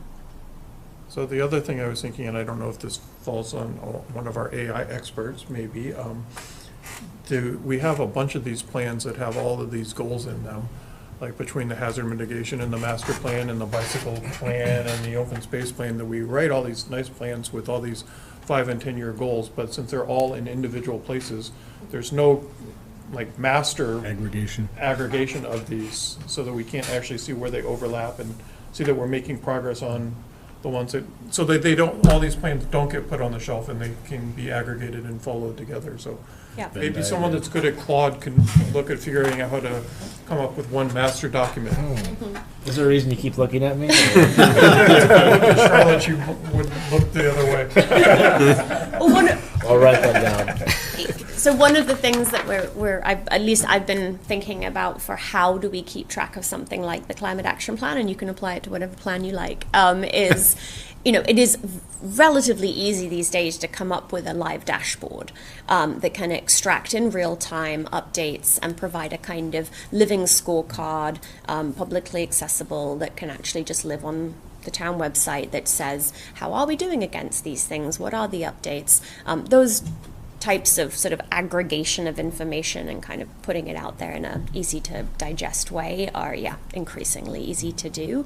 And I think it would be very much in line with a lot of the community education and community awareness measures that are already included in the Climate Action Plan. We need people to know about what's happening and our progress towards those goals. So I would say I'm not signing up for anything. I was volunteering Kyle. So. Okay. But for the Climate Action Plan, it is definitely something we want to keep visible in terms of the progress that we're making. Yeah.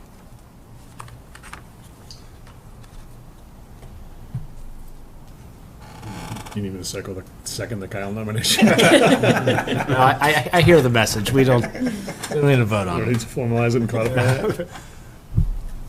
Did you do the survey before you kind of put this together, or was it kind of during or after? We had a very early Good draft. information.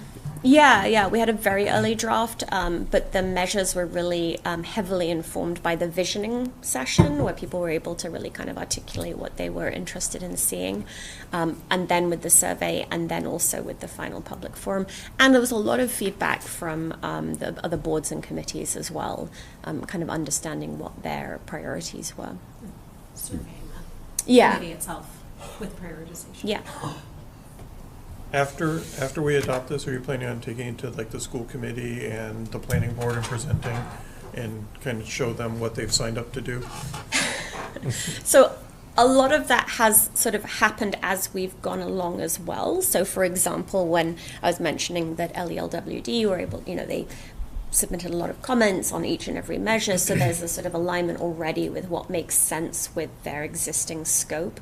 But yes, the next step would be to then come back to those committees and say, okay, we have this lofty maybe 2050 goal, and we have a series of actions. What are you wanting to prioritize specifically in the next, year, 2 years, 3 years, etc., and kind of mapping out what that looks like. So we're not just trying to attack all 33 measures together, but yeah, what are the current school committee priorities, for example, and then following up with each of the committees in turn.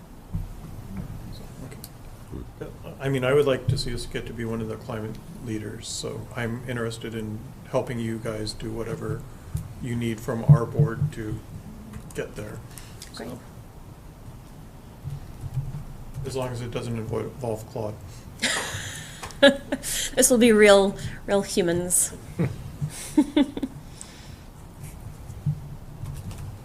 Anybody have any more questions? Thank you for all your work. Yeah, this is, Yeah, to everybody on it's a on lot. the committee. So. Huge thanks to Jenny and her team, because I think we had a lot of ideas of what we wanted this to be, but being able to structure it appropriately, this was very, very much what MCOG brought first. So yeah, huge thanks to you guys as well. Ready for a motion? Yeah, and I know Karen worked on this. Yeah, a lot, so she's very much. She's very, yes, she's very much in support of it. Move the select board adopt the climate action plan. Second. Moved by Mark, second by Kyle, all those in favor? Aye. Thanks you again, very Josh. much. Thank you, guys. Yeah, Thanks. Jenny, thank That's you. the next step in the. Sarah, thank you. Thank you, Sarah.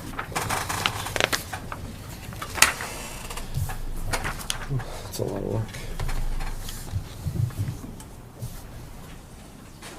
Wait, we will go to some member updates. Who'd like to kick it off? Mark, you ready? Sure. I don't have a lot. I attended the 4th of July festivities. Yes. Listened to Kyle read intro to the declaration. Did a great job. I thank everyone for their effort in putting it together. It was a lot of work, and it was a hot day and decently intended. We need more shade at Fay Park if we're going to have more people. But yeah, it was fun. It was a great event. Canopy. So. Kyle? Yeah, like Mark said, also attended the 4th of July celebrations. Prior to that, the Littleton Historical Society had a nice presentation, read the entire Declaration of Independence. I read part of it. It was a good reminder. I mean, I think I even posted to social media, something I rarely do. It's like every once in a while, we should probably read this document from beginning to end just to remind ourselves what we're all about. So outside of that, I don't have too many updates from the past 2 weeks. Besides heat, it's been hot. It's not, no, same, just when it is hot, just for those that need relief. There was a lot of I know a lot of work went into it. I saw a lot of. The fire department, the police station has the conference room, the council on aging, the library. You find a place to get cool and hydrate. Yep. Yeah. Once again, thank you for the the work you did at Fay Park. It did look like a good one from all accounts. It's something that was. Considering the heat, I just it was. Yeah, I think the heat was a major detractor. And the fire department had the a- sprinkler. Yeah, exactly. That was great. There were a lot of wet kids. Yeah, I don't have a whole lot. I hope everybody stayed safe over the 4th, long weekend, and continue to move forward with our police chief negotiations, and looking to get our new police chief up and running and on board here over the summer. And then we'll start growing the department, as we look at a new deputy, as He sees fit. as Chief Patterson will be retiring September 1st, and then a new lieutenant, and then, probably new sergeant's the force is gonna look a little bit different, but I know Chief to be Landry's committed to, really building a strong department and getting the right personnel to work. So I'm excited for the future of the Littleton Police. So that being said, I'll open it up to any public comment, and if you have anything, come on up.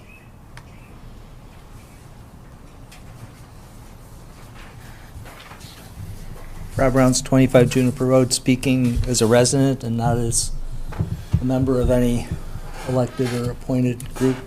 Didn't know Jim was going to be here, so it's easier to do this without him. A huge thanks to him. He convened a group of local residents around Long Lake Beach.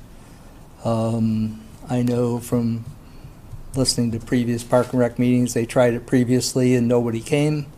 We had 12 households represented. We had 3 additional households that submitted comments in writing because they were out of state. We had 3 people that I spoke with the next day that said, obviously you canceled the meeting because it was pouring rain. Nope, we held the meeting under a tent, and Jim did a phenomenal job. Jen Davis was there, Maureen Salmon was there, that's the interim director and the new assistant director, but Jim took responsibility for initiating the assessment. A lot of the people there didn't even know about the assessment. I did, that's more or less why I ran for Park and Recreation Commission, but he took responsibility for it. He spoke very candidly with regard to, we have new personnel, and we're here, that night, Tuesday night, in order to hear what you've got to say. And they talked, and the hour went by very, very quickly. Nobody monopolized. Jim did a nice job facilitating, but the parts that I want to emphasize is that I've spoken with 5 of the 12 that attended the households since then, and each one of them immediately said they felt that they were heard. And they identified that they wouldn't even have shown up previously. So it's that sort of leadership and change that I think is needed, and I think that it speaks to potentially a very good outcome in the future. Obviously, words have to be followed by action, but I find it generally, the folks that I'm speaking with that attended, they seem hopeful, and I would say that in my 5 years living in that community, they weren't hopeful. They weren't even willing to talk about it. So I want to pass that along because I think that doesn't happen by mistake. I think it takes risk, and I think it's been successful so far. So I want you folks that he reports to you, I want you to know that. Secondly, you all know I attended your retreat. I didn't attend the one last year or the one before that. I spoke to several members who asked me, please don't come. We speak candidly. You were good. We were well behaved. I didn't even ask this time. I just decided I'm coming. I don't care. Now having attended, I think there are probably things that you might have said a little bit shaded differently in your exact words, but I think transparency is critically important. I think my experience in town, speaking with residents, is that trust is not easily come by. Trust is of real vulnerability, whether you're talking to other boards and committees that you appoint or they're currently elected, and all aspects where I'm heading to basically this comment is charter. Trust, and a charters change. And in order to consider change, you have to have trust. If you don't have trust, you're weak. And so I just want you to consider in terms of your future, as I will with the Park and Recreation Commission, who I think intends to have a retreat, but a retreat that may not be on LCTV, and I'm going to try to get it on LCTV. I didn't really hear anything that was so outrageous that shouldn't be on LCTV, and I'll give you a specific as I close, and that is that I heard with interest as you reviewed last year's goals and successes, and I was glad to hear all the positives, and some of you identified carryover because they need to be carried over. They can't be accomplished in a year. But now in the minutes that you're going to approve, probably tonight, there's 15 items identified, and I know as I was taking notes that some were identified for the town administrator and some were identified for the board. I think it's important to have a distinction as to what you're each holding yourselves out for. We want to do this. Obviously, you do it through Jim and staff, but there are other things that you rightfully should specifically assign to the town administrator for they need to get that stuff done. I find myself not able to watch LCTV. Believe it or not, I attend your meetings, and then if I miss something, I go back and I watch it in order because I like to have clarity with regard to what's been said and the context that's been said. So just want to leave you with that tonight with regard. I think I think it would be a good thing to have open public meetings all recorded so that everybody can watch it. I think that leads to a better involvement with the community. So, thank you. And I probably should have put that in our opens. Just thank you to Jim for holding that meeting and putting it out there. And I think it's, kind of the start of a new relationship and a new future with the Park and Rec Commission, the town administration, the select board, and just the community as a whole in regards to Park and Rec and programs, and just the vital importance of the lake in that region. And a lot more to come, a lot more work to do, but I think this is a great start. So, and we're committed. So, thank you.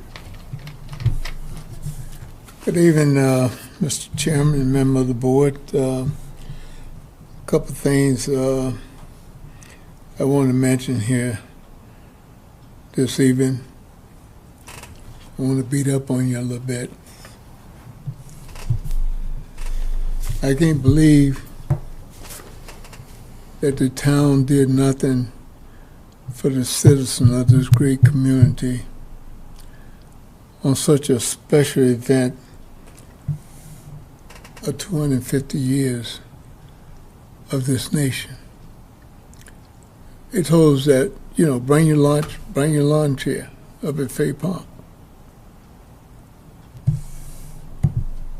Every time we have a town meeting, no matter what this select board and FinCom asks for, the people of this great community always hit that clicker, yes, 98.8% of the time. It made me feel that the citizen of this community wasn't worthy of putting on some hot dogs and have an ice cream truck up, and so forth, and have the kids out there and so forth. Perhaps more people would have came. But it appeared that we weren't worthy of you spending any money to show the appreciation to the citizens of this great community. And I feel bad that the select board didn't do anything for the citizens of this great community on such a special event that we had the opportunity to visit in our lifetime. Many of us won't be around for the next 50 years when you do the 300. But nevertheless, I don't think any thought went into it in terms of this event that was going to take place in this nation. I feel bad about that. One of the things that struck me, I went back and just tried to visualize from the time of the beginning the number of military personnel that gave their life to defend the freedom and the rights that we have today in this nation, that perhaps no other nation has it as much as these United States of America. I am proud to be an American. I'm proud to be a serviceman. And I'm proud to have given 30 years of my life in support of the freedom that we have in this nation. And I'll leave it there. The second thing that I wanted to ask, where are we at with regards to these flop cameras in the town of Littleton? We need to make sure that we keep the citizens in this town abreast, because one of the things that came up was people privacy and so forth. and what they're going to use the information for, who's going to be collecting it, and et cetera. So we need to make sure that we keep the citizens in this town abreast as to where the town is with regards to these cameras. I thank you, Mr. Chairman. Thank you. Thank you.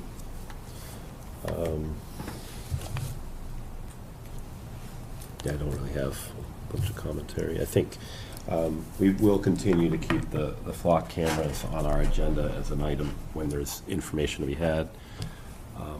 I will just say, I have asked the police department to consolidate and create a presentation for us in the next few meetings, so be on the lookout for that. I want to get the new chief obviously acquainted into his role, and then we will be looking at some type of presentation to talk a little bit more about flock cameras, CCTV cameras, and those type of, and what his take in the different uses of those. And then we'll talk more about the vulnerabilities of systems and wave safety versus, individual rights, if you will.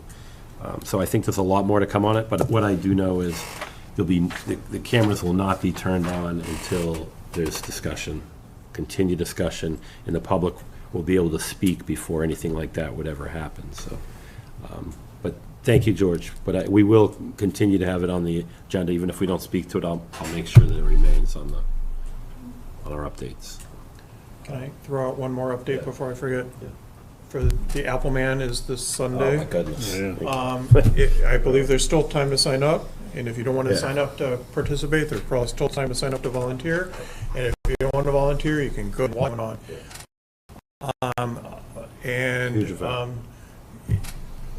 If you're not doing any of those, just be careful on the roads around the Appleman, what may or may not be closed, and be respectful of the runners and watch out for their safety. Yeah, just runners, beware, bikers. Anywhere from 7:30 a.m. to 10 a.m. on the Goldsmith Newtown Road, Shaker Lane area. That there'll be a lot of activity and some road closures. So just beware during that time period. But thank you, Mark. It's such a big event for the town. It's gotten really big and it's grown every year. So excited. Thanks to Rotary. Yeah. Thank you to the Rotary. Correct.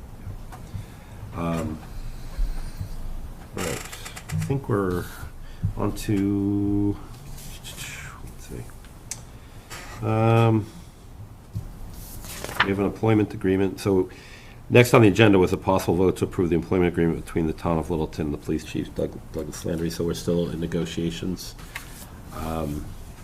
Continue to work with the chief on the negotiations. Mark and I are the charged members on the select board to work those negotiations. We've met several times. And we will,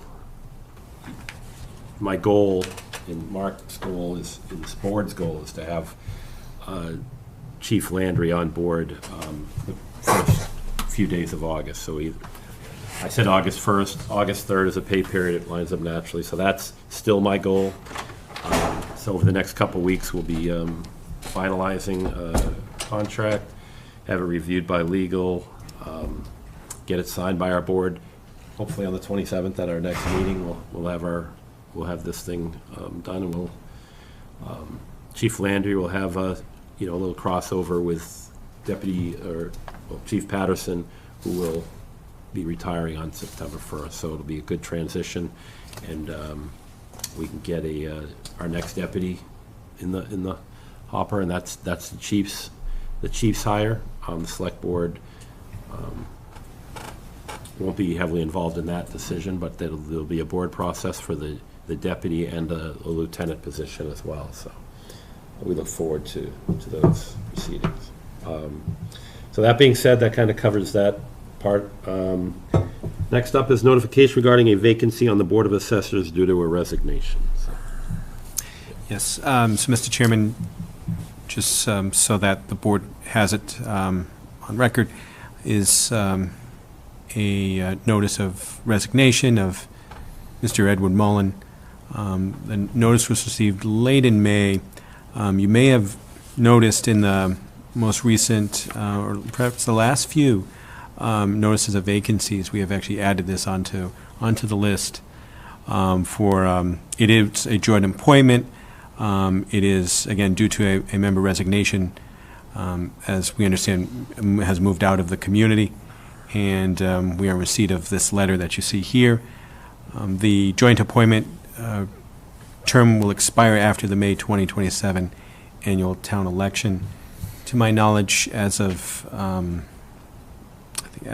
Friday, we're not aware of any applications that have been received, but do want to take this opportunity to further highlight that this is obviously a critical, very important role, and it's open, and which at some moment, hopefully in the near future, we would have another meeting, a joint meeting with the Board of Assessors to fill this vacancy.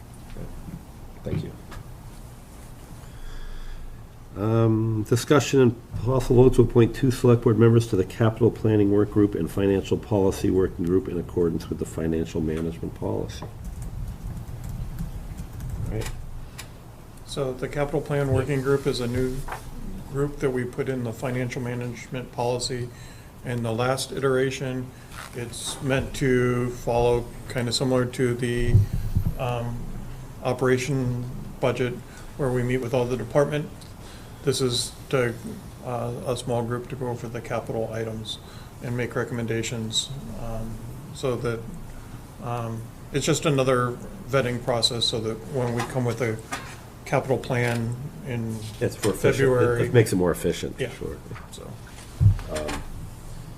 and the financial management policy is something we update every year, and we have a couple people assigned to do that. And it was just 2 committees that we did not put people on at our last meeting. So it can be the same 2 people on both if it makes it easier. I don't know if there was a discussion whether they were going to meet at the same time, or is it they're going to be completely separate? I think they're independent. They don't have to. I don't think they're going to be necessarily meeting together. And it's not a heavy lift. The financial policy one isn't, because it ramps up for about 3 or 4 meetings and it's gone for the year. So it's just a matter of going up, reviewing policy, what needs to change, what's the environment, how's it changed, so we can keep thinking ahead for sustainability as far as what type of stabilization accounts we might need, or percentages that we want to see moved around. It's a good committee, and it creates the policy that comes from that really guides us on where we're placing our absolute money before we start talking about how we're going to spend other money. So, do we have anyone that's, I don't want to fight Karen. I know Karen's been on the financial policy meeting, but if anyone's interested in working on that. I'd be interested in the financial policy working group. Yeah, okay. I'll do either or both of them. I think Karen will do either or both of them. Okay. I'd like to get on the capital. I think that's it's a new one, so try to have some good ideas to get ahead of some of the larger capital projects, and just to get some discussion on how get some things in the rotation so that there's no surprises. So. Why not? I'll volunteer to work with Kyle on the financial policy, and Karen can have the capital planning unless she doesn't want it, unless you want it, Chuck. If she doesn't want it, I'd be happy to do it. Some of the same reasons, but if she expressed interest in it, we can wait till next time between the 2 of us and have a discussion. Okay. Well, let's have a motion to. Need a motion? Do we? No, you don't. So you 2 are going to be on the financial policy. Yep. We look out for. The chairman of the finance committee usually rallies the troops and gets everybody together. And then the capital, I certainly will be, and if Karen wants it, sure, and if not, I'll let you know. Okay. Thanks. That one will be a little bit more budget season heavy. Yeah, just let her know that I'm interested as well, so if she doesn't want it, okay. But if she has a passion for it. Right. Approve the regular meeting minutes of June 22nd, June 30th, and board retreat on June 30th. And approve the executive session meeting minutes of May 26th and June 8th. It's a a lot. What, don't laugh at that.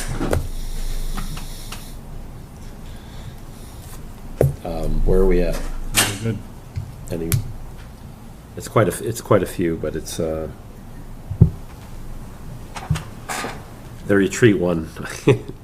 Mr. Rounce brought up some point. Sure, there's probably a lot more detail that could have been put in that, but I think it's, the goal, I'd let people know, that the citizens know, the goal of that retreat is really to come out of there with our charge, if you will, to the town administration, and hence how he's going to, what some of the goals we set forth for him and what we're trying to accomplish throughout the year. And then individually, we have goals that we discuss. We talk about what we did in the past and what worked and what didn't. As always. You need to justify it. Yeah, I don't probably need to justify it, but I think it's important that people know the retreat, it's not, we're not going, out to Chuck E. Cheese's or anything. This is over at the fire station. We just have a different place. We go over to that meeting room and we kind of sit there for 4 hours and really dig into, how our year went, what we accomplished, things we need to work on, and really come up with a plan for the next year. So I do think on our next meeting, we should put discussion of the goals on the agenda so that we can more publicly say what they are. And what we didn't do at the retreat is assign champions to the goals. So we should just follow it up a little more at our next meeting. Yeah, that's a good point. All right, so I'm off my soapbox. I'll move that the select board vote to approve the meeting minutes from the select board meetings on June 22nd, 2026 and June 30th, 2026, and the select board retreat on June 30th, 2026. Moved by Kyle, seconded by Chuck. All those in favor? Aye. We have some executive section minutes.